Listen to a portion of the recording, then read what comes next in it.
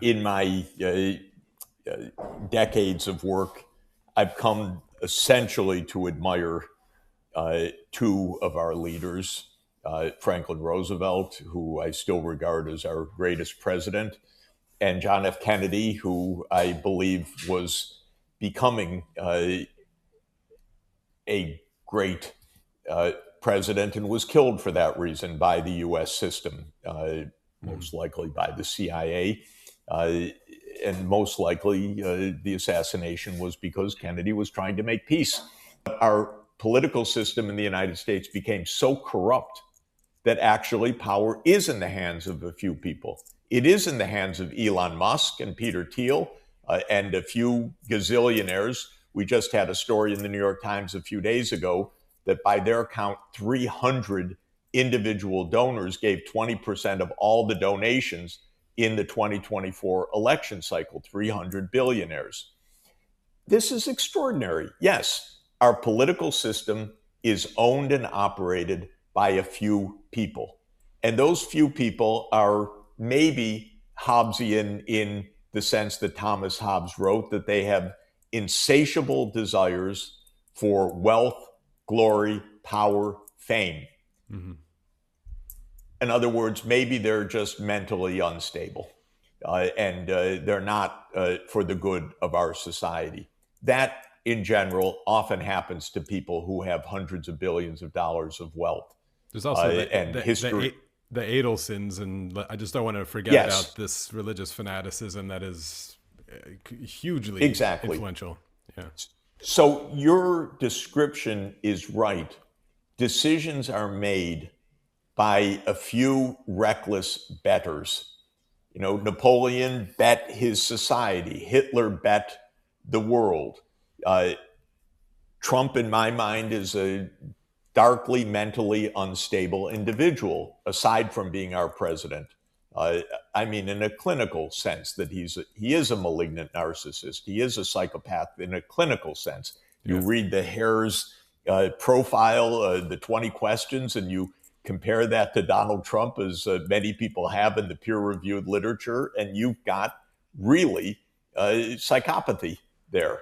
So, yes, this is what we need to stop, because we can't have the world bet by a few mentally unstable or super rich people who, like you say, you know, are trying to take the whole pot. That's not what life is about.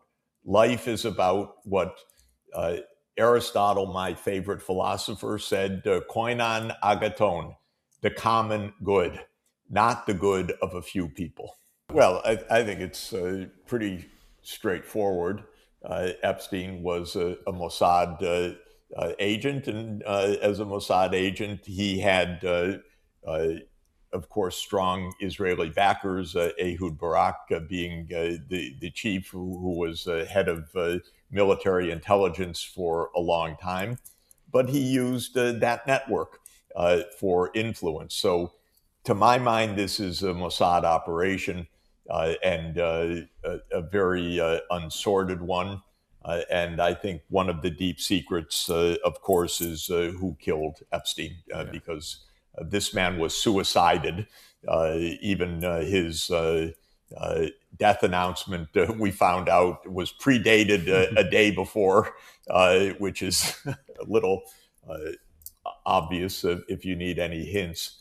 And so, this is a deep, dark operation with a lot of intention of compromising material, but also, even beyond that,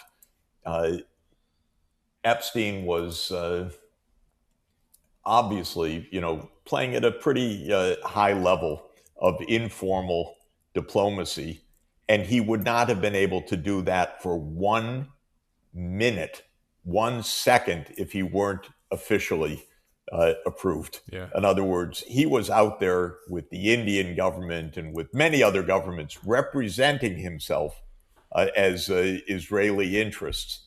And if he were doing that as a freelancer, somebody from Mossad would have visited him quite early on and said, Mr. Epstein, you can't do that. Don't do that again. Nobody visited him. He did this over a long period. So this was an Israeli operation and a very unpleasant one.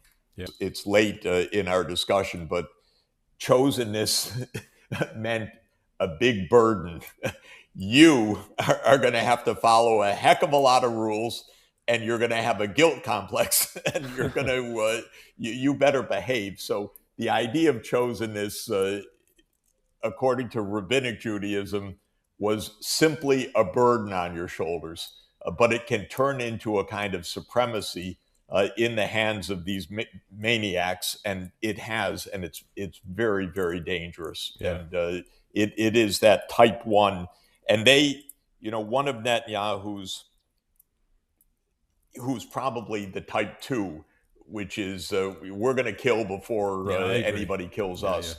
Yeah, but one of his maneuvers, which is so ugly and destructive of real Jewish values, and that's why I regard the Zionism of today as antithetical to Jewish values, not part of it at all, is that Netanyahu already in the 1980s sensed, I'm going to get together with the Christian Zionists, with the most fundamentalist, right-wing Christian evangelical Protestants who want Armageddon to accelerate, and we'll outsmart them in the end. They'll support Israel. They'll do all these things, but who cares?